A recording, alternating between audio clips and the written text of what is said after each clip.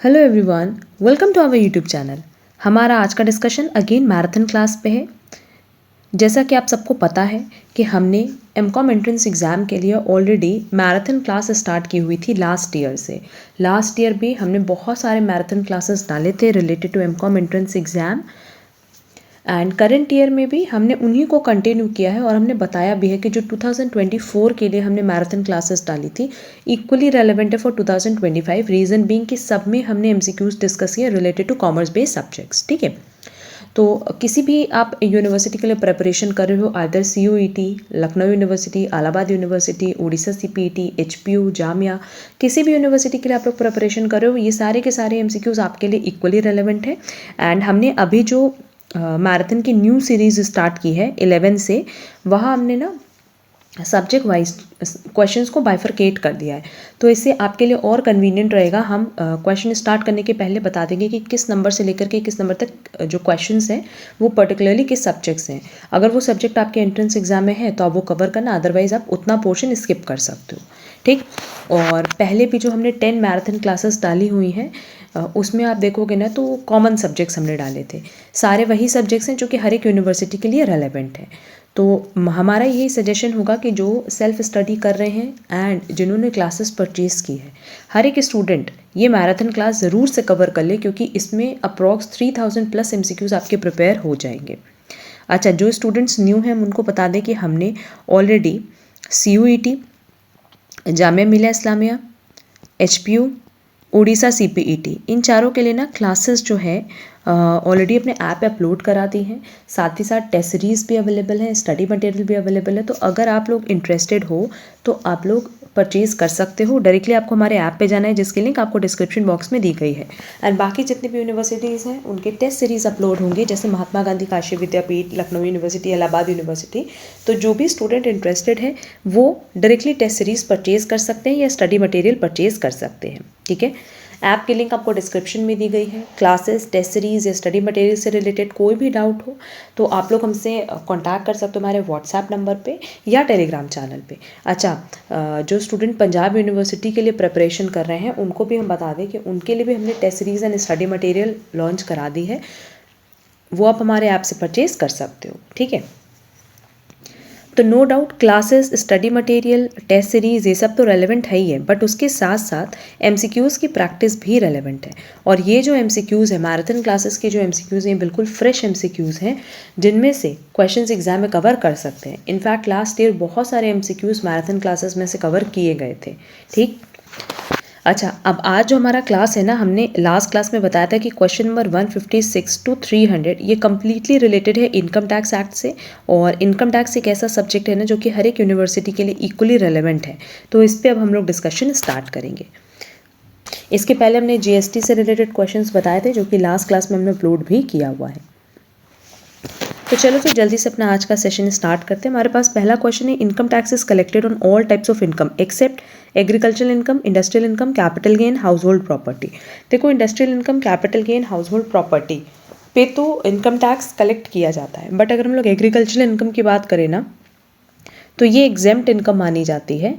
ये टैक्सेबल नहीं है as per section 10 subsection 1 of the income tax act. ठीक है, हाँ, अगर स्टेट गवर्नमेंट चाहे तो वो एग्रीकल्चरल इनकम पे टैक्स लेवी कर सकता है, बट सिर्फ और सिर्फ तब कर सकता है जब उसकी अमाउंट 5000 पर ईयर से ज़्यादा हो। 5000 से ज़्यादा अगर है तो उस केस में स्टेट गवर्नमेंट टैक्स चाहे तो एप्लीकेबल कर सकता है, but as per section 10 subsection 1 agricultural income जो है आपकी इनकम का पार्ट नहीं माना जाता, उस पर टैक्स नहीं एप्लीकेबल होता है।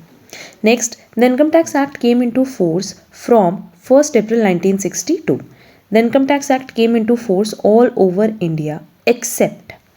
अब देखो, एक्सेप्टेंस कहीं नहीं है ना, ये तो हर जगह एप्लीकेबल है, तो करेक्ट आंसर होगा D, none of the above. Next, as per income tax act 1961 income tax is charge on the income of dash at a rates which are prescribe by the finance act of relevant assessment year. Current year, 1 year before previous year, none of the above. खुद सोचो कि जैसे मान लो अभी हमारा 2025 चल रहा है ना, तो हमने अप्रैल 2024 से लेकर के मार्च 2025 तक जो अर्न करेंगे उसी पे ना टैक्स एप्लीकेबल होगा 25-26 में। क्योंकि जब आपको इनकम पता होगी तभी तो आप टैक्स पे कर सकते हो। तो ये ईयर हमारे लिए क्या माना जाएगा, प्रीवियस ईयर। तो जो भी प्रीवियस ईयर की इनकम होती है उसी पर टैक्सेबिलिटी आती है। Next, the tax payer liability is determined with reference to his और her financial status, residential status. No doubt आपका जो रेसिडेंशियल स्टेटस है, अगर आप रेसिडेंट हो या नॉन रेसिडेंट हो, उसी के बेसिस पे आपकी टैक्स लाइबिलिटी अराइज होती है ना। अगर रेसिडेंट है तो इंडिया में टैक्सेबिलिटी होगी and so on. As per the definition of income, the income includes the following: profits gained, dividend declared, voluntary contribution received by a trust created, all of the above. अगर income की definition देखें तो income की definition में ये सब कुछ आएगा, तो करेक्ट आंसर होगा D. Next, the period of 12 months commencing the first day of April every year and ending on the 31st March. ये बेसिकली फाइनेंशियल ईयर है ना, और ये प्रीवियस ईयर भी हो सकता है, असेसमेंट ईयर भी हो सकता है, डिपेंड करता है। Next, previous year means the financial year immediately preceding the, जैसे अगर मान लो हमने अभी बोला कि जो 2024-25 है, ये अगर हमारे लिए प्रीवियस ईयर है तो हमारे लिए असेसमेंट ईयर क्या होगा, 2025-26, ये हमारे लिए असेसमेंट ईयर होगा। ठीक है, तो करेक्ट आंसर होगा बी, कि जो असेसमेंट ईयर के पहले का साल है उसी को हम लोग प्रीवियस ईयर बोलते हैं। Next, under Income Tax Act, the income liable for tax is classified on the basis of income from salaries, income from household property, agricultural income, both A and B. देखो 5 heads होते हैं income tax में। एक होता है income from salary, एक होता है हाउस प्रॉपर्टी, एक होता है कैपिटल गेन, एक होता है पीजीबीपी, दैट इज बिजनेस से जो आपकी प्रॉफिट आ रही है, और एक होता है अदर सोर्सेज। तो इसमें हमारे पास ऑप्शन दिया income from salaries, income from house property, तो करेक्ट आंसर होगा डी। और ऐसे भी अगर देखा जाए ना तो खुद सोचो कि हम किसी के यहाँ जॉब कर सकते हैं, अगर हम जॉब करें तो हमें सैलरी मिलेगी। ठीक, पहला तरीका तो ये हो गया। या हम अपना बिजनेस डाल लें, अगर हम बिजनेस डाल रहे हैं, या हम पढ़े लिखे हैं, हम कोई प्रोफेशनल है, लाइक चार्टर्ड अकाउंटेंट है, लॉयर है, तो उस केस में हमारे प्रोफेशन से हमें इनकम हो रही होगी, तो profit and gain from business and profession, तो इसको हम लोग पीजीबीपी बोलते हैं। तीसरा तरीका है कि अगर हम जॉब भी ना करें, बिजनेस भी ना करें, या दोनों के साथ अगर हम चाहें, मेरे पास घर है, इसको हम रेंट पे डाल दें, तो इनकम फ्रॉम हाउस प्रॉपर्टी आ जाएगा। इसके अलावा जैसे मान लो मेरे पास ज्वेलरी है, ज्वेलरी सेल करके या अपना कोई फर्नीचर सेल करके हम इनकम जनरेट कर रहे हैं, तो वो कैपिटल गेन की इनकम हो गई। और लास्ट हमारे पास क्या तरीका होता है, लास्ट तरीका होता है बाकी सोर्सेज। जैसे हमने किसी शेयर में इन्वेस्ट किया तो वहाँ से हमें डिविडेंड मिला, बैंक में पैसा रखा है तो इंटरेस्ट मिला, तो यही 5 हेड होता है income from other sources included. ठीक है, नेक्स्ट है agricultural income is completely exempted for assessment year. किस ईयर के लिए ये कम्प्लीटली एग्जेम्प्ट थी, 74-75। The income from foreign companies by providing the services and project connected with security of India is dash from tax liability. ये ना जो foreign company से income है प्रोजेक्ट पे, वो 100% एग्जेम्प्ट मानी जाती है, दैट इज करेक्ट आंसर होगा C. Next, an individual is said to be resident in India if it is in India in the previous year for a period of 182 days or more. It is in India for a period of 60 days or more during the previous and 365 days or more during the 4 years immediately preceding previous year. Correct answer होगा सी, क्योंकि ये दोनों ही condition applicable होनी चाहिए अगर आपको resident बनना है तो। अच्छा, हमने रेसिडेंशियल स्टेटस पे ऑलरेडी ने क्लास अपलोड की जिसमें हमने बेसिक चीज़ें बताई हैं कि एक इंडिविजुअल के रेसिडेंट की कंडीशंस क्या है और नॉन रेसिडेंट्स की कंडीशन क्या है, तो वो क्लास की लिंक हम आप लोगों को डिस्क्रिप्शन बॉक्स में दे देंगे, वो क्लास ज़रूर से कवर कर लेना। नेक्स्ट है the HUF is said to be resident in India. देखो HUF क्यों रेसिडेंट और नॉन रेसिडेंट होता है, क्योंकि उसको चलाने वाला कर्ता होता है, और कर्ता कौन होता है, अल्टीमेटली इंडिविजुअल होता है। तो इंडिविजुअल के पॉइंट ऑफ व्यू से देखोगे ना तो रेसिडेंट नॉन रेसिडेंट माना जाएगा। ठीक है, तो HUF रेसिडेंट कब होगा, जब कंट्रोल एंड मैनेजमेंट होली और पार्टली सिचुएटेड हो इन इंडिया। आउटसाइड इंडिया तो कभी माना ही नहीं जाएगा, तो करेक्ट आंसर होगा A. Next, the awards and rewards are exempted from income tax. कब होगा, सिर्फ और सिर्फ तब जब पेमेंट कैश में की गई हो या काइंड में, तो डिपेंड करती है ना, जैसी सिचुएशन होगी उसके बेसिस पे ही उसको एग्जेम्प्ट किया जाएगा। हाँ, बट वो कैश में भी रिसीव हो सकता है, काइंड में भी रिसीव हो सकता है। Next, income received in India whether accrued in India और outside India, the tax resident in case of resident is, क्या कह रहा है कि अगर इनकम रिसीव्ड हुई है इंडिया में, भले वो अकर्ड हुई इंडिया में या इंडिया के बाहर, मतलब आपको मिल रही है इंडिया में, जनरेट भले इंडिया में हुई हो या उसके बाहर हुई हो, तो उस केस में इसका टैक्स रेजिडेंस क्या होगा, वो टैक्सेबल होगी as per your slab rate. तो करेक्ट आंसर होगा ए।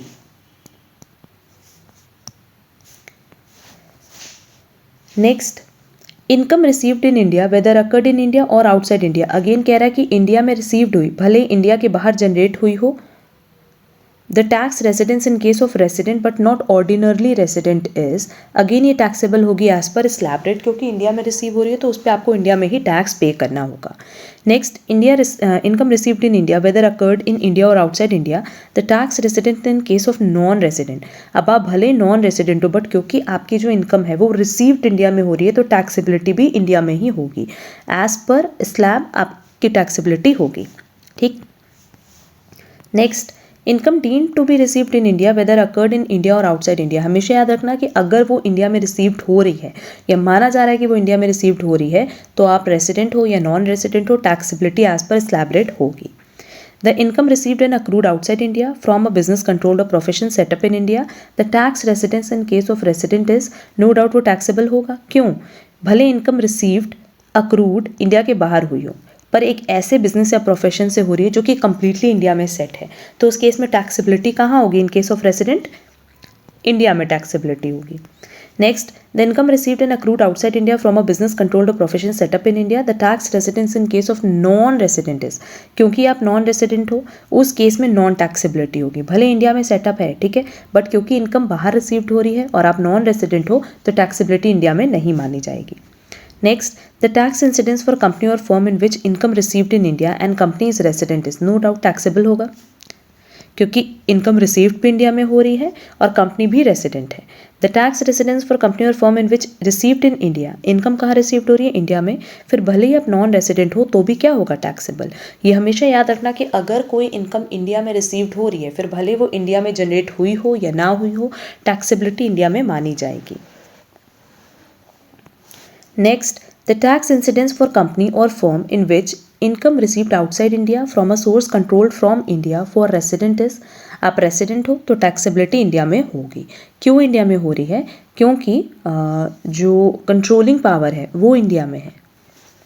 The tax incidence for company or firm in which income received outside India from a source controlled from India for non-resident is, non-resident है तो non taxable होगा। ठीक, क्यों? क्योंकि income received हो रही है इंडिया के बाहर, भले कंट्रोल आप इंडिया में कर रहे हो बट क्योंकि वो नॉन रेसिडेंट है तो नॉन टैक्सेबल होगा। तो इस चीज़ को ध्यान रखना बहुत ज़रूरी है कि अगर इनकम इंडिया में रिसीव हो रही है तो रेसिडेंट हो या नॉन रेसिडेंट, टैक्सेबिलिटी इंडिया में होगी। ठीक है, बट अगर इनकम रिसीव्ड हो रही है इंडिया के बाहर तो उस केस में आपको देखना होगा कि वो रेसिडेंट के लिए है कि नॉन रेसिडेंट के लिए। अगर रेसिडेंट के लिए तो टैक्सेबिलिटी होगी, अगर नॉन रेसिडेंट के लिए है तो टैक्सेबिलिटी नहीं होगी। ठीक है। Next, dash is exempted from income tax. Income tax इसमें से क्या एग्जेम्प्ट है? Interest from Indian company, dividend from foreign company, cooperative dividend, dividend from Indian company. देखो, इंटरेस्ट फ्रॉम इंडियन कंपनी ये तो टैक्सेबल है, डिविडेंड फ्रॉम फॉरेन कंपनी भी taxable है, कोऑपरेटिव डिविडेंड भी टैक्सेबल है। पहले क्या होता था ना कि जो डिविडेंड मिलता था इंडियन कंपनी से वो एग्जेम्प्ट था इनकम टैक्स में, बट अब ये जो टैक्स फ्री लिमिट है इसको रिमूव कर दी गई है और जो भी डिविडेंड आपको मिल रहा है इंडियन कंपनी से भी उस पर भी टैक्स लगेगा as per your tax slab rate. Clear? हाँ, कंपनी के हाथ में ये होता है कि वो टीडीएस डिडक्ट कर सकती है और वो टीडीएस सिर्फ और सिर्फ तब डिडक्ट करती है जब आपकी डिविडेंड इनकम एक्सीड करती है 5000। ये question exam point of view से बहुत रेलेवेंट है क्योंकि ये चेंज हुआ है। पहले ये कॉन्सेप्ट नहीं था, पहले क्या था कि अगर इंडियन कंपनी से डिविडेंड मिल रहा है तो वो एग्जेम्प्ट था, बट आज की डेट पे देखें तो ये लिमिट हटा दी गई है और कंप्लीटली वो टैक्सेबल होगा आपके हाथ में। Clear? Next, which section of the Indian company, तो इस केस में चारों ही ऑप्शन इनकरेक्ट है। Next, which section of the income tax act exempted incomes have been mentioned. Exempted income को कहाँ मेंशन किया गया है? सेक्शन 10 में। Dash of the income tax is related to residential status. Residential status के लिए section 6 है। Next, resident of India includes, अगर रेसिडेंट की बात करें तो उसमें दो तरह के रेसिडेंट होते हैं, ऑर्डिनरी एंड नॉट ऑर्डिनरी। तो करेक्ट आंसर होगा D, both A and B. The company may have the residential status as, अगर कंपनी के पॉइंट ऑफ व्यू से बात करें, मतलब अगर किसी इंडिविजुअल के पॉइंट ऑफ व्यू से बात कर रहे हैं तो रेसिडेंट हो सकता है, नॉन रेसिडेंट हो सकता है, और रेसिडेंट में भी दो, ordinary resident, non ordinary resident. But ये इंडिविजुअल के केस में होता है और एचईएफ के केस में। एचईएफ के केस में क्या होता है? क्योंकि वहाँ पे कर्ता बेसिकली सारी चीज़ें चला रहा है। बट अपार्ट फ्रॉम दिस जो भी कंपनी है, फॉर्म्स है, उनके केस में रेसिडेंशियल स्टेटस आइदर रेसिडेंट होगा या नॉन रेसिडेंट होगा। उसमें फर्दर क्लासिफिकेशन ऑर्डिनरली या नॉन ऑर्डिनरली का नहीं होता है। Next, the meaning of exempted income, no doubt अगर एग्जेम्प्टेड इनकम की बात करें तो इसका मतलब क्या होता है, जिस पे टैक्स एप्लीकेबल नहीं है, not included in total income, agricultural income not taxable under income tax. Correct answer होगा D, all of the above. The number of income source for a person are, हमने बताया कि 5 हेड्स होते हैं। पहला है सैलरी, दूसरा है हाउस प्रॉपर्टी, तीसरा है कैपिटल गेन, चौथा है profit and gain from business and profession, and last है हमारे पास अदर सोर्सेज। ठीक है, तो ओवरऑल 5 हेड्स हैं, 1 head, 2 head, various head. Correct answer होगा एनी ऑफ द अबव, क्योंकि इसमें से कोई भी पॉसिबल है, बट ओवरऑल मैक्सिमम कितने होते हैं, 5 हेड्स होते हैं। ठीक, the sum of various heads is called as, जब आप इन पांचों को टोटल करते हो ना, जो भी इनसे आपकी इनकम जनरेट हो रही है, जब आप उसको टोटल करते हो तो उसको हम लोग नाम देते हैं जीटीआई का, that is gross total income का। Next, the agricultural income includes income from sale of crop, income from preparation of crop, income from nursery, all of the above। agricultural income में ये तीनों ही आएगा, तो करेक्ट आंसर होगा D, all of the above। dash comes under agricultural income, tea garden, commodity farming, all of the above, none of the above। Correct answer होगा सी, all of the above। next, if the agricultural income is dash less than the agricultural income is considered for calculating tax। हमने बताया है कि अगर आपकी agricultural income 5,000 से ज़्यादा है तो उस केस में ना स्टेट गवर्नमेंट चाहे तो टैक्स एप्लीकेबल कर सकता है। More than 5,000 and total income is exceeding exemption limit. Correct answer होगा ए, क्योंकि अगर एग्जेम्पशन लिमिट के बियॉन्ड नहीं है तब तो बात ही खत्म, तब तो टैक्सेबिलिटी की बात ही नहीं होगी। ठीक, the income tax act 1961 broadly covers basic charging income, rebates, reliefs, incomes exempted from income tax, all of the above. Correct answer होगा D. The capital gain is chargeable under which head of the income tax act, अगर capital gain की बात करें तो section 45। Next, the definition of person includes, देखो definition में individual भी आते हैं, एचयूएफ आता है, फर्म आएगा, कंपनी आएगा, लोकल अथॉरिटी आएगा, म्यूनिसिपल कॉरपोरेशन आएगा। ठीक है, AOP, BOP, that is association of person and body of individual, sorry BOI.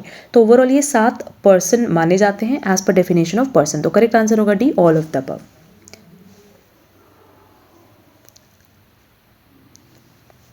Next, any rent और revenue derived from land which is situated in India and is used for agricultural purpose is partially taxable, fully taxable, exempted from tax. अभी हमने बताया agricultural income है तो वो exempt होगी tax से। Next, residential status of an assessees can be indifferent for different previous year, the same assessment year, different for different assessment year, none of the above, all of the above।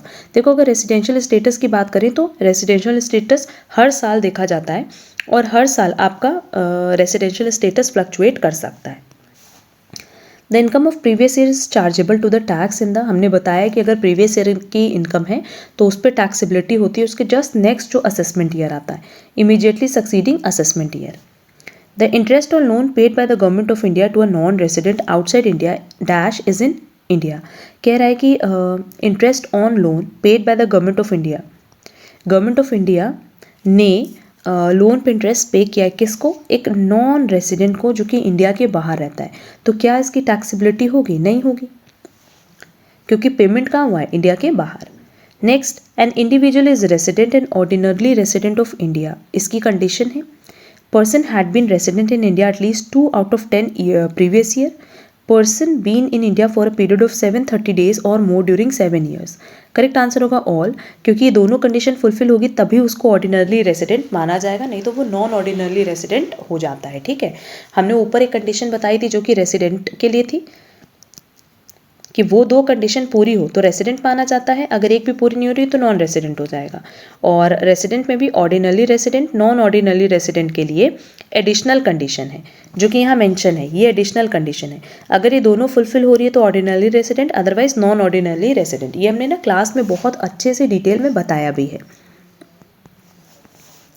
Next, the resident HUF is ordinarily resident in India if, ये याद कर लेना, he has been resident in India at least 2 years out of 10 previous year immediately. ठीक है, preceding the relevant previous year. Correct answer होगा A, क्योंकि यहाँ पे भी वही कंडीशन एप्लीकेबल है जो कि इंडिविजुअल के लिए है। Next, basic condition will be for a person who leaves India for employment at least 182 days in India, at least 60 days in previous year and 365 days in preceding 4 years, at least 730 days in preceding 7 years, all of the above. अगर आप India छोड़ रहे हो क्योंकि आपको job करनी है India के बाहर, तो उस केस में सिर्फ और सिर्फ एक ही बेसिक कंडीशन मानी जाती है, एटलीस्ट 182 डेज वाली। ठीक, next, which of the following is not included in the term income under the Income Tax Act 1961? reimbursement of traveling expenses है, profit and gain of business और प्रोफेशन भी है, dividend है, प्रॉफिट इन लिeu ऑफ सैलरी। ये basically income का part नहीं है, तो करेक्ट आंसर होगा डी। इसकी टैक्सेबिलिटी होगी सेक्शन 17 सबसेक्शन 3 में, बट ना इसको इनकम के टर्म में इंक्लूड नहीं किया गया है, तो करेक्ट आंसर होगा D. Next, the term income includes the following types of income: illegal, legal income from India only, legal, legal and illegal both. अगर इनकम की बात करें तो इसमें legal income as well as illegal income दोनों ही आता है और दोनों पे ही टैक्सेबिलिटी होती है। Next, dash is the casual income: interest received, dividend income, pension received और विनिंग फ्रॉम लॉटरीज। अब हमसे कैजुअल इनकम की बात किया तो कैजुअल इनकम इसमें से है winning from lotteries. The way of tax liability by taking full advantage provided by the act is, कह रहा है कि एक्ट का मतलब जो इनकम टैक्स एक्ट है उसका आपने पूरा एडवांटेज ले करके टैक्स लायबिलिटी से रिलेटेड आपने एक तरह से कह लो प्लानिंग की है ना, क्योंकि एक्ट में जितनी चीज़ें दी हुई हैं उनको आपने यूज़ किया, तो उसको टैक्स मैनेजमेंट बोलेंगे, अवॉइडेंस बोलेंगे, प्लानिंग बोलेंगे या इवेजन बोलेंगे। चोरी आप नहीं करे, आप प्लानिंग करो, तो करेक्ट आंसर होगा C, tax planning. Next, Mr. A, partner of Messrs. ABC, is accessible as firm and individual body of individual HUF. Messrs. ABC का एक पार्टनर है, तो बट वो फर्म की ही तो बात हो रही है ना। Messrs. ABC क्या है, फर्म है, तो उसको भी असेस किया जाएगा as a firm. The income is chargeable under the head of salary, ये किस सेक्शन में होता है, section 15। Pension is dash under the salary head, fully taxable, partially taxable, not taxable, none of the above. वैसे तो pension के बारे में एंड ग्रेचुइटी के बारे में हम आगे डिस्कस करेंगे, बट यहाँ हम सिर्फ इतना बता दें कि पेंशन फुली टैक्सेबल होता है under the head salary. Next, the salary of member of parliament is taxable under the head of, ये क्वेश्चन हमने पहले भी डिस्कस किया हुआ है। ये बेसिकली सैलरी के हेड में टैक्सेबल नहीं होता या चार्जेबल नहीं होता। ये बेसिकली जो टैक्सेबल होगा ना, होगा income from other sources, that is IFOS। Correct answer होगा B. Next, the salary, remuneration और compensation received by the partners is taxable under which head? अगर पार्टनर को सैलरी मिल रही है, रेम्यूनरेशन मिल रहा है, कंपनसेशन मिल रहा है, तो ये टैक्सेबल होगा under the head income from business. Next, the death cum retirement gratuity receive by the government employee और एम्प्लॉय ऑफ लोकल अथॉरिटी। अगर गवर्नमेंट एम्प्लॉय को क्या मिल रहा है, ग्रेचुइटी मिल रहा है, तो ये फुल्ली एग्जेम्प्ट होगा। Next, under section 15 of income tax act, the salary due in previous year and even if it is not received is, कह रहा है कि प्रीवियस ईयर में ड्यू थी और वो रिसीव्ड नहीं भी हुई है, तो भी क्या वो टैक्सेबल होगी या नॉट टैक्सेबल होगी? वो टैक्सेबल होगी, क्योंकि देखो सैलरी के केस में बताए ना, तो सैलरी के केस में एक चीज़ एप्लीकेबल होती है सिंपली कि सैलरी टैक्सेबल होगी आइदर ऑन एन अक्रूवल और रिसीट बेसिस। जैसे मान लो करंट ईयर की अक्रूवल है, अभी रिसीव नहीं हुई है, तो भी टैक्सेबल होगी, और नेक्स्ट ईयर की अभी रिसीव हो गई। जैसे मान लो अगर हम लोग बात कर रहे हैं अप्रैल 2024 से लेकर के मार्च 2025 तक, ठीक, तो इस साल की सैलरी तो टैक्सेबल होगी 24-25 में, रीज़न बीइंग कि अक्रूवल हो गया। बट अगर मान लो अप्रैल 2025 की भी रिसीव हो जा रही है, तो भी क्या वो टैक्सेबल होगी? होगी। क्यों? क्योंकि सैलरी के केस में यही माना गया, अक्रूवल और receipt basis whichever is earlier. Next, the assessee can claim relief under which section for arrears और advance salary? Section 89 subsection 1। The payment of gratuity act, ये किस साल फोर्स में आया था? ये आया था 1972 में। Next, which of the following is not taxable under the head salary? Remuneration paid to the lecturer of a college for setting a question paper, salary received by a member of parliament, commission received by an employee director of a company, both A and B। देखो both A and B होगा क्योंकि ये दोनों ही क्या आता है, income from other source का part होता है। Next, in accordance with the provisions of section 17 subsection 1 of the income tax act 1961, salary terms जो है उसमें क्या चीज़ें इंक्लूड होती हैं? कोई भी annuity, pension, gratuity, fees, commission, perquisite, ये सब का सब इसका पार्ट होगा। The children education allowance, the amount exempted from taxable income, इसकी लिमिट क्या है? इसकी लिमिट है 100 per child per year up to 2 children. If the employee receives retirement gratuity from more than 1 employer, तो क्या वो एग्जेम्पशन कितने का क्लेम कर सकते हैं? करंट एम्प्लॉयर का, प्रीवियस एम्प्लॉयर का या बोथ एम्प्लॉयर का, क्योंकि उनको दोनों एम्प्लॉयर से ग्रेचुइटी मिल रही है, दोनों ही केस में वो एग्जेम्पशन क्लेम कर सकते हैं। Next, the family pension receive by the family members of armed forces after death of employee, ये बट ऑब्वियस क्या होगा, एग्जेम्प्ट होगा। अगर आप कुछ कंडीशन फुलफिल कर रहे हो तो एग्जेम्प्ट की लिमिट में आएगा। The entertainment allowance is applicable to private sector, public sector employees और गवर्नमेंट सेक्टर एम्प्लॉयज़। अगर हम एंटरटेनमेंट अलाउंस की बात करें तो ये एप्लीकेबल होता है गवर्नमेंट एम्प्लॉयज़ के केस में। Next, the entertainment tax allowed as a deduction under section 16 of the income tax act is a least of the following. Basically माना जाता है कि 5,000 रुपीज़ या 20% ऑफ देयर बेसिक सैलरी और ग्रॉस सैलरी, ठीक है। या आपको जितना एंटरटेनमेंट अलाउंस मिला है, तीनों में से जो लोअर होगा ना, उसी का आपको डिडक्शन अलाउ किया जाता है। तो हमारे पास ऑप्शन में एक्चुअल अमाउंट भी दिया है, 20% ऑफ बेसिक सैलरी भी दिया हो, और ये 5,000 है, 50,000 है, तो करेक्ट आंसर होगा D. Next, the assessment period for income tax on salary is, no doubt अगर हम असेसमेंट ईयर की बात करें तो वो 12 महीने का होगा, ओनली 12 मंथ्स, और क्योंकि सैलरी के पॉइंट ऑफ व्यू से बात किया तो 12 मंथ्स ही आएगा। Next, total income is to be rounded off to nearest multiple of dash and tax is to be rounded off to the nearest multiple of tax. जो हमारा total income है वो भी 10 के मल्टीपल में हम लोग लेते हैं, एंड टैक्स भी 10 के मल्टीपल में लेते हैं, तो करेक्ट आंसर होगा सी। अच्छा, यहाँ ना एक टॉपिक हम आप लोगों से डिस्कस कर लें।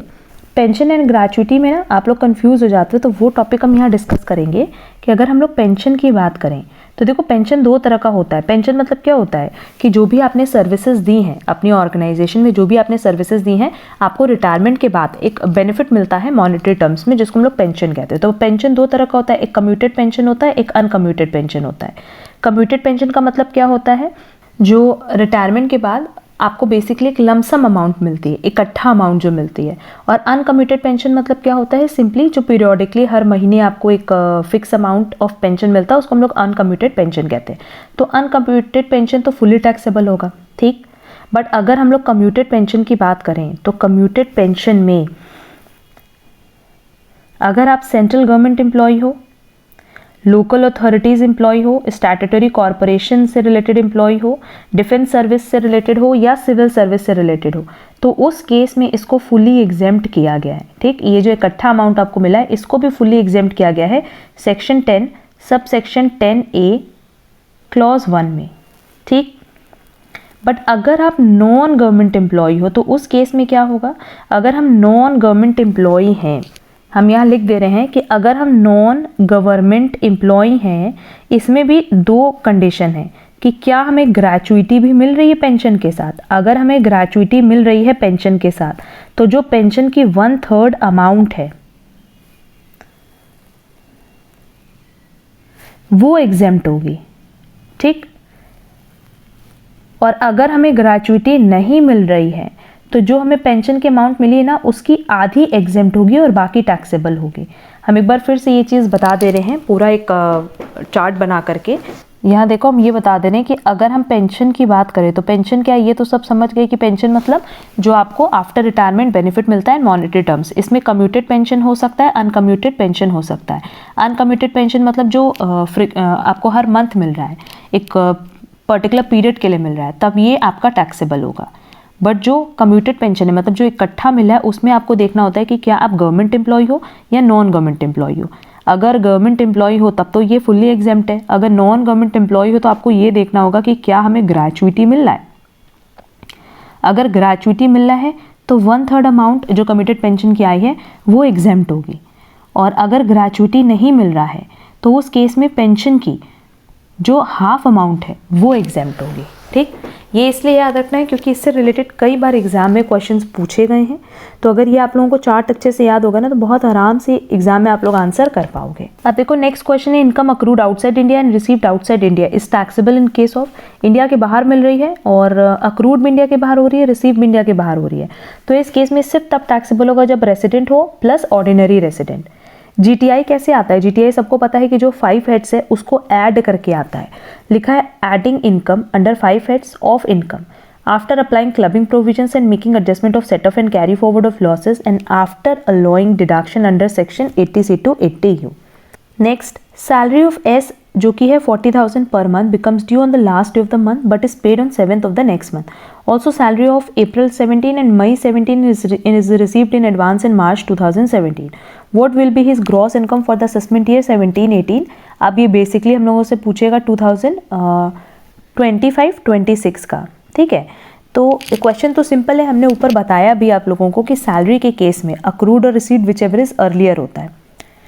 तो ये जो 40,000 है ये तो पूरे 12 महीने की आएगी ही आएगी, भले आपको नेक्स्ट मंथ पे की जा रही है.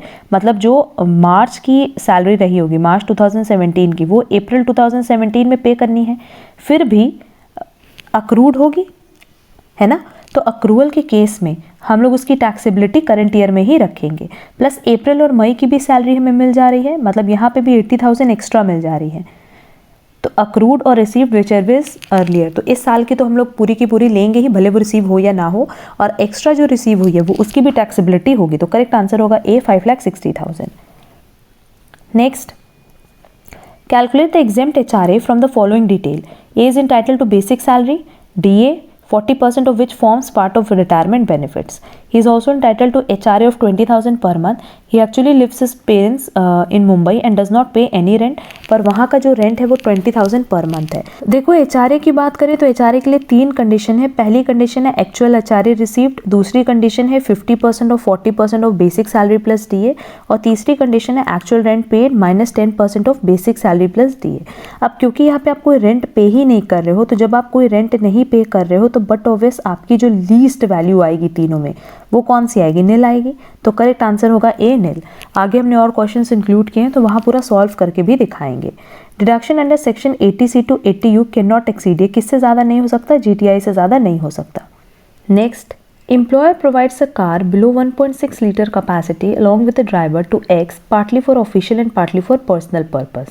The expenses incurred by the company are running and maintenance expenses 32,000 and driver salary 36,000. Taxable value of perquisite is, अब आपको ये बताना है कि इसमें से taxable value कितनी होगी. ठीक है, अब देखो taxable value of perquisite पूछा है, तो यहाँ ना दो चीज़ हम बता दें कि अगर car engine capacity less than 1.66 cc है, सॉरी 1.6 या फिर हम 1600 cc कह सकते हैं, ये लेस देन है, तो जो वैल्यू ऑफ परक्विजिट टैक्सेबल होगी वो होगी 1800 पर मंथ, और जो ड्राइवर की फैसिलिटी है विथ ड्राइवर 900 पर मंथ. ठीक, और यही अगर मोर देन 1600 cc होती, दैट इज़ 1.6 cc, तो उस केस में ये वैल्यू होती 2400 पर मंथ, और ड्राइवर वाली अगेन 900 पर मंथ ही होती. ठीक है, तो अब क्योंकि यहाँ पे हमारे पास बिलो 1.6 लीटर कैपेसिटी है तो उस केस में जो टैक्सेबल वैल्यू होगी वो होगी 1800 multiply by 12 plus 900 multiply by 12. ठीक, तो जब ये कैलकुलेट करोगे तो वैल्यू आएगी 32,400, और हमसे टैक्सेबल वैल्यू पूछा था तो करेक्ट आंसर होगा C. Next, the maximum limit for the claim of deduction under salary head contribution to certain pension fund of LIC or any other insurer. अब यहाँ पे बेसिकली 80C की बात कर रहे हैं, और सबको पता है कि 80C में जो मैक्सिमम डिडक्शन अलाउड है वो है 1,50,000, जो कि हमारे पास ऑप्शन बी में दिया है. Next, if an employer transfer second hand motor car to the employee the perquisite is valued at, अगर सेकेंड हैंड कार है और वो ट्रांसफ़र की जा रही है एम्प्लॉयर से एम्प्लॉय को, तो उस केस में actual cost less depreciation at the rate 20% for every completed year under SLM method applicable होगा. Next, the following is not taxable as income under the head salaries: commission received by a full-time director, remuneration received by a partner, allowances received by an employee, free accommodation given to an employee. हमने ये पहले भी बताया कि अगर आप remuneration दे रहे हो पार्टनर को तो वो बेसिकली ट्रीट किया जाता है as profit and gain from business and profession. ठीक है, तो वो सैलरीज के हेड में नहीं आएगा, तो करेक्ट आंसर होगा B. Next, the following is exempt income from income tax: travel concession to employee, remuneration receive for valuation of answer script, encashment of leave salary while in service, perquisite in India. अब देखो, अगर देखा जाए तो perquisite in India की अगर हम बात करें ना, तो कुछ परक्विजिट्स होते हैं जो कि फुली टैक्सेबल होते हैं और कुछ परक्विजिट्स होते हैं जो कि फुली एग्जेम्प्ट भी होते हैं, तो करेक्ट आंसर होगा D. Next, advance salary is taxable and advance against salaries. अगर एडवांस अगेंस्ट सैलरी है तो ये भी बेसिकली क्या होता है, टैक्सेबल इनकम होती है और इस पे भी आपको टैक्स पे करना होता है, तो ये भी फुली टैक्सेबल है। If loan granted by employer to employee does not exceed which amount it is not rated as perquisite to employee for purpose of income tax act. अगर 20,000 तक का लोन आपको ग्रांट किया गया है, 20,000 या उससे कम, तो उस केस पे आपको टैक्स नहीं पे करना होता, बेसिकली उसको परक्विजिट नहीं माना जाता। Next, the income from house property is taxable in the hands of the individual even if property is not registered in his name. When the property has been transferred to spouse for inadequate consideration to minor child where the individual holds on impotent estate, all of the above. देखो, as पर given option correct answer होगा D, क्योंकि इन cases में कह रहा है income from house property is taxable in the hands of individual even if property is not registered in his name. भले आपके नाम पर रजिस्टर्ड नहीं, आपने अपने बीवी के नाम पे या अपने जैसे आप स्पाउस के नाम पे या चिल्ड्रन के नाम पे अगर आप रजिस्ट्रेशन करा रहे हो तो यही माना जाता है कि वो आप ही की प्रॉपर्टी है, उसको आपने अपनी इनकम से जनरेट किया है। क्लियर? तो करेक्ट आंसर होगा D. Under the head income from house property the basis of charge is the dash of property. House property में सबको पता है कि एनुअल वैल्यू पे हम लोग कैलकुलेशन करते हैं, ठीक है? तो एज पर गिवन ऑप्शन करेक्ट आंसर होगा A. Next, the following conditions must be satisfied to charge the rental income under the head income of house property. The property should consist of any buildings or land. The assessee should be one of the property. The property should not be used by the owner for the purpose of business or professional purpose. हाँ, अगर rental income की बात करें तो इन तीनों ही condition की satisfaction के basis पे आप जो भी इनकम जनरेट होगी वो under the head house property charge कर सकते हो। तो करेक्ट आंसर होगा D. Mr. Ram owns a house property. He lent it to Lakshman rupees 10,000 per month. Lakshman ने उसको सबलेंट कर दिया to mister Maruti on monthly rent of 20,000 per month. Rental income of Ram is taxable under the head. ये कह रहा है कि Ram owner है, उसने तो रेंट पे दिया और फर्दर उसको सबलेट कर दिया गया। सबलेट मतलब आपको लेट किया गया और आपने किसी दूसरे किराएदार को दे दिया। तो इस प्रोसेस में राम के पॉइंट ऑफ व्यू से ये इनकम क्या है? इनकम फ्रॉम हाउस प्रॉपर्टी है ना। बट अगर इस क्वेश्चन में लक्ष्मण के पॉइंट ऑफ व्यू से पूछा होता तब ये इसका आंसर होता इनकम फ्रॉम अदर सोर्सेज, जो कि नेक्स्ट क्वेश्चन में देखो पूछा है और नेक्स्ट क्वेश्चन का जो आंसर है वो होगा income from other sources. An individual who transfers house property without an adequate consideration to his owner, spouse और टू माइनर चाइल्ड, वो क्या है? अब बट ऑब्वियस आपको ही तो डीम्ड ओनर माना जाएगा ना, क्योंकि आपने बिना कुछ पैसा लिए या बिना प्रॉपर एडुकेट कंसिडरेशन, मतलब जैसे मान लो प्रॉपर्टी 1 करोड़ की है, आप सिर्फ उसको 10 लाख पे ट्रांसफ़र करो तो क्या माना जाएगा कि आप कहीं ना कहीं टैक्स बचाने के लिए काम कर रहे हो, तो आप ही को उसका ओरिजिनल या रियल ओनर माना जाएगा जिसको टैक्स पे करना होगा। An individual is considered as a owner of the house property for the purpose of charging tax to a member of cooperative society, company और AOP to whom a building or a part thereof is allocated or leased under a house building scheme of the society. An individual who transfers house property without an adequate consideration, the holder of impartible estate, ये impartible estate है all of the above। मतलब अगर आपको उस particular property से impart अलग नहीं किया जा सकता या आपने बिना एडुकेट कंसिडरेशन के अपने स्पाउस या माइनर चाइल्ड को ट्रांसफ़र कर दिया, तो इन सारे ही केसेस में आप ही को डीम्ड ओनर माना जाएगा। Next, the rental income of person who is resident of Ladakh is dash taxable under income from house property। तो ये तो टैक्सेबल नहीं होगा ना, क्योंकि रेसिडेंट आप कहाँ के हो? लद्दाख के। तो करेक्ट आंसर होगा B. Next, if the individual using the property of the business और professional purpose, the income taxable under the head, किस हेड में इसको टैक्स किया जाएगा? इनकम फ्रॉम बिजनेस, और ये प्रोप्राइटरशिप नहीं है, इनकम फ्रॉम बिजनेस और प्रोफेशन होगा, ठीक है? क्यों? क्योंकि आपने उस पर्टिकुलर प्रॉपर्टी को रेंट पे तो रखा है बट बिजनेस और प्रोफेशनल पर्पस के लिए रखा है। अपार्ट फ्रॉम बिजनेस और प्रोफेशनल पर्पस होता तब हाउस प्रॉपर्टी का पार्ट बनता। If the assessees let out the building or a staff quarter to the employee of business, the rent collected from such employees is assessable as income from, क्या माना जाएगा? Other sources. Next, the GAV of the property is depend upon the, GAV किस पे depend करता है? Standard rent, municipal corporation, fair rent, इन तीनों पे ही डिपेंड करता है। तो करेक्ट आंसर होगा D. If Anil is entitled to a basic salary of 50,000 per month, DA मिल रहा है 10,000 per month, 40% of which forms part of retirement benefits. He is also entitled to HRA of 20,000 per month. He actually lives with his parents in Mumbai and does not pay any rent. अगर वो कोई rent दे ही नहीं रहा है तो no doubt जो value आएगी वो नील आएगी, ठीक है? क्योंकि इसमें 3 कंडीशन होती है, हमने ऊपर भी बताया था कि पहला आपको कितना HRA मिल रहा है, दूसरा कि अगर आप मेट्रो सिटी में हो तो फिर 50% of basic salary plus DA। And तीसरा actual rent paid -10% of basic salary plus DA। इन तीनों में जो सबसे लीस्ट वैल्यू आती है ना उसका आपको एग्जेम्पशन मिलता है। तो लीस्ट वैल्यू बट ऑब्वियस आपको रेंट पे ही नहीं करो तो निल आएगी। Next, calculate the GAV from the following details. आपको GAV का कैलकुलेशन करना है। Municipal value of fair rent whichever is higher जो कि है 50,000। फिर इसको हम कंपेयर करते हैं स्टैंडर्ड रेंट से विच एवर इज लोअर तो 48,000 है। फिर इसको हम कंपेयर करते हैं एक्चुअल रेंट से और विच एवर इज हायर जो होता है उसको हम लोग GAV मानते हैं। तुम्हारा GAV क्या हो जाएगा 48,000। Next, which of the following is not a case of deemed ownership of house property. देख लेते हैं। Transfer to a spouse for inadequate consideration, minor child for inadequate consideration, holder of an impartable estate, impartable importable नहीं है, co-owner of a property। अगर आप co-owner हो तो आपको डीम्ड ओनरशिप नहीं माना जाएगा, तब तो मतलब तब तो आप एक्चुअल ओनर हुए ना, तो करेक्ट आंसर होगा D। Interest on capital borrowed for acquisition or construction of property is deductible subject to limit of dash per year if capital is borrowed on or after 1/4/1999. This is allowable if acquisition or construction is completed within 3 years from the end of financial year in which loan was taken. देखो अब यहाँ पे ना ये condition है, ये माना जाता है कि अगर आपने होम लोन के लिए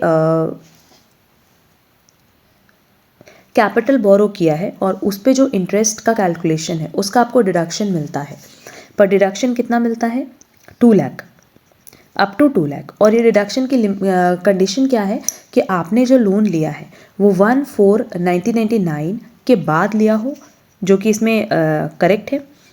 for purchase that is acquisition और कंस्ट्रक्शन के लिए लिया हो, और जो एक्विजिशन और कंस्ट्रक्शन है वो 5 साल के अंदर अंदर कंप्लीट भी हो जाए, तो 3 साल के अंदर अंदर कंप्लीट हो गया। ठीक है, तो इस केस में आपको जो मैक्सिमम डिडक्शन मिलेगा वो 2 लाख का मिलेगा। बट यही अगर मान लो आपने 1/4/1999 के पहले लोन लिया होता परचेज कंस्ट्रक्शन रिपेयर या रिकंस्ट्रक्शन ऑफ हाउस प्रॉपर्टी के लिए,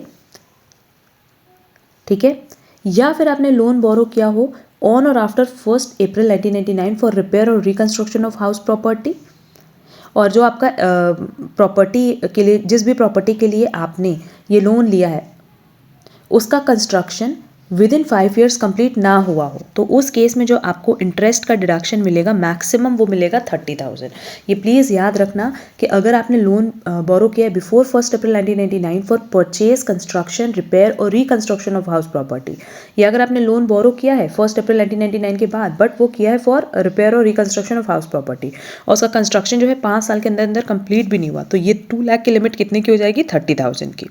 ठीक, और 2 लाख के लिए जो हमने लिमिट बताई वो ये बताई कि आपने लोन लिया हो 1 अप्रैल 1999 के बाद परचेज या कंस्ट्रक्शन के लिए जो कि 5 साल के अंदर अंदर कंप्लीट हो जाए, तो उस केस में आपको मैक्सिमम डिडक्शन मिलेगा 2 लाख का। नेक्स्ट क्वेश्चन कट कर देंगे। फिर नेक्स्ट है, if an assessee earns rent from a subtenant in respect to tenanted property let out as a residence, the said rent is, ऐसे रेंट को हम क्या कहेंगे, income from other sources. Next, an assessee after sale of house property receiving arrears of rent chargeable to tax, the same computed in the stipulated manner is chargeable to tax as। इसको हम कैसे tax करेंगे, कह रहा है an assessee after sale of house property receiving arrear of rent chargeable to tax, उसको मतलब उसने अपनी हाउस जो प्रॉपर्टी थी वो तो बेच दी बट उस प्रॉपर्टी पे कोई ना कोई अरियर था जो कि पैसा आपको मिलना था मतलब नहीं मिला था, तो उस केस में वो अमाउंट आप कैसे टैक्स कर सकते हो, हाउस प्रॉपर्टी में भी डाल सकते हो अदर सोर्सेज में भी डाल सकते हो, डिपेंड करता है जैसे आप ट्रीट करना चाहो। Arrear rent is taxable after deducting dash as per section 25B of the income tax act 1961। Arrear rent 30% काटने के बाद ही टैक्सेबल होगा, तो करेक्ट आंसर होगा ए।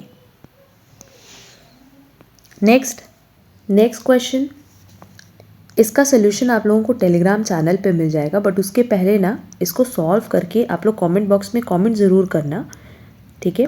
हमने ऊपर बताया भी है इसका कॉन्सेप्ट, जिसका आंसर करेक्ट होगा ना उसका आंसर हम पिन कर देंगे। Next, the value of interest-free concessional loan to employees is determined on the basis of lending rate of dash for the same purpose। देखो इसका करेक्ट आंसर क्या होगा, एसबीआई, आरबीआई, सेंट्रल गवर्नमेंट और state government. अगर हम interest free concessional loans की बात करें, मतलब आपको लोन मिल रहा है और वो भी इंटरेस्ट फ्री कंसेशनल लोन्स, मतलब आपको उस पर इंटरेस्ट का पेमेंट नहीं करना पड़ेगा, तो इस केस में जो लेंडिंग रेट है वो कौन डिसाइड करता है, स्टेट गवर्नमेंट। अच्छा, नेक्स्ट दो क्वेश्चन हमारा है रेंट फ्री अकोमोडेशन पे। तो इस पे ना पहले डिस्कशन कर लें कि अगर आपको रेंट फ्री अकोमोडेशन दिया जा रहा है और वो अनफर्निश्ड है, मतलब वहाँ पे फर्नीचर्स नहीं बने हैं, उस केस में आपको देखना होगा कि क्या आप गवर्नमेंट एम्प्लॉय हो। अगर गवर्नमेंट एम्प्लॉय हो तो उस केस में जो टैक्सेबल वैल्यू है वो आप कैसे कैलकुलेट करोगे, लाइसेंस फ़ी जितना भी सेंट्रल गवर्नमेंट या स्टेट गवर्नमेंट फिक्स करेगी वो आपकी टैक्सेबल वैल्यू होगी। एंड अगर आप गवर्नमेंट एम्प्लॉय नहीं हो तो उस केस में क्या होगा, आपको दो चीज़ देखनी है कि क्या वो अकोमोडेशन जो घर है क्या वो एम्प्लॉयर ने खरीद रखा है। अगर खरीद रखा है और उस सिटी की पॉपुलेशन अप टू 10 लाख है, ठीक है, अप टू 10 लाख, तो उस केस में टैक्सेबल वैल्यू होगी 7.5% ऑफ योर सैलरी। अगर पॉपुलेशन 10 लाख टू 25 लाख के बीच में है तो 10% ऑफ सैलरी टैक्सेबल होगी, और 25 लाख से ज़्यादा है पॉपुलेशन तो 15% ऑफ सैलरी टैक्सेबल होगी, ठीक। बट अगर वो अकोमोडेशन हायर्ड बाय एम्प्लॉयर है, मतलब एम्प्लॉयर ने भी उसको रेंट पे ले रखा है, तो जो टैक्सेबल वैल्यू है वो कितनी होगी, 15% ऑफ सैलरी, या जो भी रेंट पे कर रहा है employer, which ever is lower, जो अमाउंट लोअर आएगी वो आपके लिए टैक्सेबल वैल्यू होगी, ठीक। क्योंकि ये सब पॉइंट्स ऐसे हैं ना जो एग्जाम में कवर करते हैं। यहाँ हमने एक दो क्वेश्चन ही कवर किए उन पॉइंट से रिलेटेड, बट बाकी पूरा कॉन्सेप्ट आप लोग को बता दिया है। Value of rent free accommodation in case of government employee, ये टैक्सेबल कहाँ तक होगा, license fee fix by government, government में सेंट्रल गवर्नमेंट भी हो सकता है, स्टेट गवर्नमेंट भी हो सकता है। Value of rent free accommodation और a house owned by employer, देखो ये हाउस ओन्ड है by employer in case of non government employee और उसकी पॉपुलेशन 25 लाख से ज़्यादा है, तो करेक्ट आंसर क्या होगा, 15% ऑफ एम्प्लॉय सैलरी, ठीक है। 7.5% कब होता, जब लेस देन 10 लाख होता, और 10% कब होता, जब 10 लाख टू 25 लाख के बीच में होता। Next, deduction for other expenses except interest in the computation of income from house properties allowable to the extent of, ये किस एक्सटेंट तक अलाउबल होता है, 30% of annual value, that is correct answer होगा C. Next, rate of depreciation on residential building पे जो rate है वो है 5%। House property held for less than 36 month, मतलब अगर आपने 3 साल से कम के लिए हेल्ड करके रखी है तो उसको हम कभी भी लॉन्ग टर्म का दर्जा नहीं देंगे, उसको हम हमेशा शॉर्ट टर्म कैपिटल एसेट मानेंगे। नेक्स्ट, अगेन देखो हमारे पास क्वेश्चन है जिसमें हमसे जीएवी पूछा है, अभी हमने ऊपर बताया था म्यूनिसिपल वैल्यू और fair rent, whichever is lower तो lower, sorry whichever is higher तो हायर, तो 36,000 ही है, दोनों 36,000 है। फिर हम इस वैल्यू को कंपेयर करते हैं स्टैंडर्ड रेंट से, और इसमें जो लोअर वैल्यू होती है उसको कंसिडर करते हैं, फिर इस लोअर वैल्यू को कंपेयर करते हैं एक्चुअल रेंट से, और जो हायर होती है उसको हम लोग ग्रॉस एनुअल वैल्यू मानते हैं, तो करेक्ट आंसर होगा A. Deduction from annual value is allowed under, किस सेक्शन में अलाउ किया गया है, section 24। Next, dash standard deduction from annual value is allowed, 30% का आपको डिडक्शन अलाउड है। Interest on loan for self occupied house taken before 1 April 1999 will be allowed up to, हमने पहले ही बताया था इसमें कि अगर आपने जो लोन लिया है वो 1 अप्रैल 1999 के पहले है, ठीक है, और ये बेसिकली परचेज के लिए हो, एक्विजिशन के लिए हो, रिपेयर के लिए हो, रिकंस्ट्रक्शन के लिए हो, हर केस में आपको डिडक्शन अलाउड होगा up to 30,000। Deduction allowed from annual value is interest on loan for constitution, ये कंस्ट्रक्शन है, interest on loan for repair, statutory deduction, all of the above. अगर हम एनुअल वैल्यू की बात करें तो एनुअल वैल्यू जो हमारा आता है उसमें से इन सबका डिडक्शन मिलेगा, करेक्ट आंसर होगा D. Next, the annual value has been defined under which section of income tax act 1961, ये बताया गया सेक्शन 23 सबसेक्शन 1। नेक्स्ट क्वेश्चन है, कट कर देंगे, ये बेसिकली इसमें मिस प्रिंटिंग है। Next, if fair rent is not given the assume dash as fair rent, अगर फेयर रेंट क्वेश्चन में नहीं दिया है तो जो एक्चुअल रेंट है ना उसको हम लोग फेयर रेंट के तौर पे ट्रीट कर सकते हैं। Next, rent received by original tenant from sub tenant is taxable under the head, ये भी हमने ऊपर डिस्कस किया था कि अदर सोर्सेज की तरह इसको ट्रीट करेंगे। Next, The net annual value of a house let out is 1 lakh and actual amount spent by the assessee on repair and insurance premium is 20,000. The amount of deduction allowed under section 24 subsection A will be, कितना आपको deduction allow किया जाएगा? देखो जो net annual value है उसका 30% standard deduction allow किया जाता है, ठीक है, और यही 30% आपको अलाउ किया जाएगा, तो टोटल डिडक्शन मिलेगा 30,000 का. Next, rent from house property let out by an assessee to his employees when such letting is incidental to his main business. अगर मेन बिजनेस से रिलेटेड है तो उसको पीजीबीपी का पार्ट मानते हैं. Next, when annual value of one self-occupied house is nil, the assessees will be entitled to the standard deduction of. आपको कितना स्टैंडर्ड डिडक्शन मिलेगा? कुछ भी नहीं, क्योंकि एनुअल वैल्यू क्या है? 0 है. Gross annual value shall be higher of. अभी ऊपर हमने बताया है कि ग्रॉस एनुअल वैल्यू की बात करें तो म्यूनिसिपल रेंट और fair rent whichever is higher होता है. फिर इसको हम कंपेयर करते हैं स्टैंडर्ड रेंट से विच एवर इज लोअर होता है, और उसको हम कंपेयर करते हैं एक्चुअल रेंट से विच एवर इज हायर होता है, ठीक है. तो एज पर given option expected rent, actual rent, received और receivable, all of the above. हाँ, हायर किसका होगा? एक्सपेक्टेड रेंट और एक्चुअल रेंट, क्योंकि इसमें ना हमारे पास municipal rent, fair rent, standard rent नहीं दिया है, सीधे सीधे एक्सपेक्टेड रेंट दे दिया है. तो दोनों में से जो हायर होगा वही ग्रॉस एनुअल वैल्यू माना जाएगा. Next, income from property held under trust for charitable और रिलीजियस पर्पस इज. अगर आपको ट्रस्ट या मतलब आपका ट्रस्ट है और चैरिटेबल रिलीजियस पर्पस के लिए, तो वो एग्जेम्प्ट होगा from tax. Next, the assessee lets on hire machinery, plant or furniture belonging to him and also building, and the letting of the building is inseparable from the letting of the said machinery, plant and furniture. The income from subletting is chargeable to tax under the head. अब यहाँ पे देखो ये inseparability की बात कर रहा है कि आपने जो बिल्डिंग दी उसी के साथ आपकी मशीन, प्लांट, फर्नीचर सब कुछ आपको रेंट पे देना पड़ रहा है, क्योंकि ये inseparable है. इस केस में ये अदर सोर्सेस का पार्ट बनेगा. Next, for computation of GAV if actual rent is more than expected rent, तो उस केस में हम लोग को क्या सेलेक्ट करना होता है? उस केस में जितना एक्चुअल रेंट है वही आप सेलेक्ट करोगे, ठीक है. एक्चुअल रेंट एक्सपेक्टेड रेंट से ज़्यादा अगर है भी तो भी आपको एक्चुअल रेंट ही लेना है. Next, for computation of GAV if actual rent is more than expected rent then we select. देखो हम एक बात बता दें कि अगर हमारा जो एक्सपेक्टेड रेंट है, आप लोग पूछोगे मैम एक्सपेक्टेड रेंट क्या होता है, तो एक्सपेक्टेड रेंट मतलब होता है जो हमने 3 चीज़ बताई थी, म्यूनिसिपल रेंट बताया था, फेयर रेंट बताया था, स्टैंडर्ड रेंट बताया था. तो higher value between municipal value and fair rent subjected to maximum of standard rent is expected rent. मतलब जो मैक्सिमम रेंट म्यूनिसिपल रेंट है, फेयर रेंट है, इसका हायर, इसको हम कंपेयर करते हैं स्टैंडर्ड रेंट से विच एवर इज लोअर. तो ये जो लोअर वैल्यू है इसी को हम एक्सपेक्टेड रेंट का नाम दे रहे हैं, ठीक. और इसको हम कंपेयर करेंगे एक्चुअल रेंट से, जो भी वैल्यू हायर होगी उसी को हम कंसिडर करते हैं. तो कह रहा है अगर एक्चुअल रेंट एक्सपेक्टेड रेंट से ज़्यादा है तो नो डाउट आप एक्चुअल रेंट ही लोगे, क्योंकि हायर वैल्यू को ही हमें यहाँ पे कंसिडर करना होता है, ठीक. Next, under the income tax act 1961 depreciation on machinery is charged on. Next, the depreciation allowance is charged for WDV on intangible asset at the rate of intangible asset की अगर बात करें तो ये जो है मैक्सिमम 25% है, तो करेक्ट आंसर होगा A. Next, if an asset is put to use for less than 180 days in the previous year, तो उस केस में जो डिप्रिसिएशन है उसको हम आधा चार्ज करते हैं, 50% करते हैं. Deduction for bad debt is allowed to assessees carrying on business in the year in which the debt is dash as bad. जिस साल उसको बैड माना जाएगा ना, ठीक है, उसी साल आप उसका डिडक्शन क्लेम करोगे, तो करेक्ट आंसर होगा B, written basis.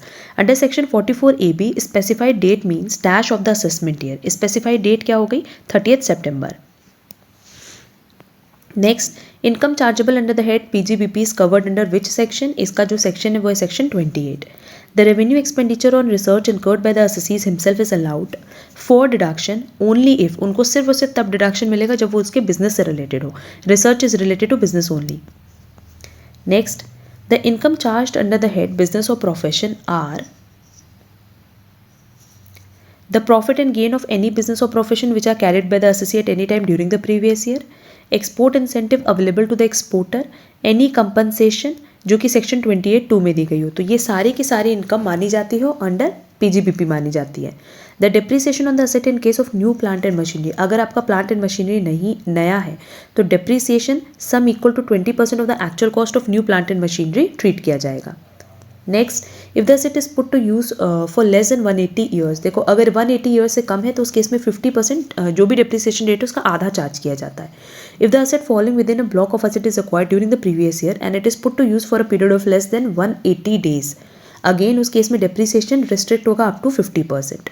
The depreciation is allowable expenditure subject to the asset must be tangible asset, the asset is used for the business purpose, the assessee is the owner of the asset. तो correct answer होगा D कि ये तीनों condition applicable होगी तभी depreciation को as an expenditure allow किया जाएगा. Next, profit of rupees 2 lakh are earned from a business in USA which is controlled in India. Half of the profit is being received in India. How much amount is taxable in India for non-resident individual? क्योंकि आप non-resident individual हो तो उस case में जितना India में received हुआ उतना टैक्सेबल होगा. Next, which of the following income is not chargeable as income of business or profession? Profit and gain or business carried by an assessee, income derived by a trade professional, income from activity of owning and maintaining race horse, ये basically other sources है, salary receive by partner of firm. Correct answer होगा सी क्योंकि ये other sources में जाएगा ना कि PGBP में. Next, if any expenditure is incurred by an Indian company wholly and exclusively for the purpose of amalgamation और डीमर्जर, तो इस तरह के खर्चे को हम क्या कहेंगे? ये जो खर्चा होता है ना 5 सक्सेसिव ईयर्स में आपको अलाउ किया जाता है. क्लियर? तो एज पर गिवन ऑप्शन करेक्ट आंसर होगा allowed as a deduction over 5 successive previous year in which amalgamation और demerger takes place. Next, the transfer of old movable asset will be tax free अगर उसको use किया गया है 10 साल तक. The rate of depreciation on machinery is allowed up to 15%. Section 45 of the income tax act 1961 ये किससे related है? ये रिलेटेड है कैपिटल गेन से. सेक्शन 28 टू 44D ये फेमस है, सबको याद भी होगा कि पीजीबीपी के सेक्शंस हैं. If any sum of money, the aggregate value of which exceeds 50,000 rupees is received without consideration by an individual or HUF in any previous year from any person or person on or after the 1st day of April 2006 but before 1st October 2009, तो पूरा का पूरा जो सम है वो कैसे taxable होगा? As other sources, क्योंकि 50,000 से ज़्यादा आपको अमाउंट रिसीव्ड हो रहा है. Next, if a money gift is receive from dash it is not taxable under any head. अगर आपको किसी रिलेटिव से मिलना है, आपकी मैरिज में मिलना है या आपको इनहेरिटेंस मतलब आपके ग्रैंडफादर या फादर से मिल रहा है तो उस केस में वो बिल्कुल भी टैक्सेबल नहीं होगा. तो करेक्ट आंसर होगा कि सारे ही केसेस में टैक्सेबिलिटी नहीं होती. The provision relating to clubbing of income where transfer of income is done without transferring the asset is given under which section? Section 60. And हमारा आज का लास्ट क्वेश्चन है, the income from the asset would be taxable in the hands of the transferor if taxpayer owns an asset, ownership of asset is not transferred by him, the income from the asset is transferred to any person under a settlement or agreement. इन तीनों ही cases में जो transferor है ना उनके हाथ में income की taxability होगी. करेक्ट आंसर होगा D, all of the above. अब ये देखो ये सारे क्वेश्चंस रिलेटेड थे इनकम टैक्स से और अप्रॉक्स यहाँ हमने 150 क्वेश्चंस डिस्कस किए हैं जो कि एग्जाम पॉइंट ऑफ व्यू से बहुत रेलेवेंट है. हमने पहले भी बताया कि इनकी प्रैक्टिस बहुत अच्छे से कर लेना एंड कहीं पे भी अगर कोई डाउट होगा तो कमेंट बॉक्स में कमेंट करके ज़रूर पूछना. अच्छा, जो भी स्टूडेंट्स इंटरेस्टेड होंगे हमारी क्लासेस में, हमारे टेस्ट सीरीज़ में या स्टडी मटेरियल में, वो डायरेक्टली हमारा ऐप डाउनलोड करके परचेज कर सकते हैं. और अगर किसी भी तरह का कोई डाउट होगा तो आप हमसे कांटेक्ट भी कर सकते हैं हमारे व्हाट्सएप नंबर पे या टेलीग्राम चैनल पे जिसकी लिंक हमने डिस्क्रिप्शन में दे रखी है. अगर चैनल पे नए हो तो चैनल सब्सक्राइब ज़रूर कर देना. एंड ये जो मैराथन क्लास की पूरी सीरीज़ है इसको ज़रूर से कवर कर लेना. इसकी हमने प्लेलिस्ट बनाई है जिसकी लिंक अगेन आपको डिस्क्रिप्शन बॉक्स में दी गई है. अगर क्लास पसंद आई तो प्लीज़ वीडियो को लाइक कमेंट शेयर ज़रूर करना. अब हम लोग मिलेंगे हमारी नेक्स्ट क्लास में. आज के लिए बस इतना. Thank you so much.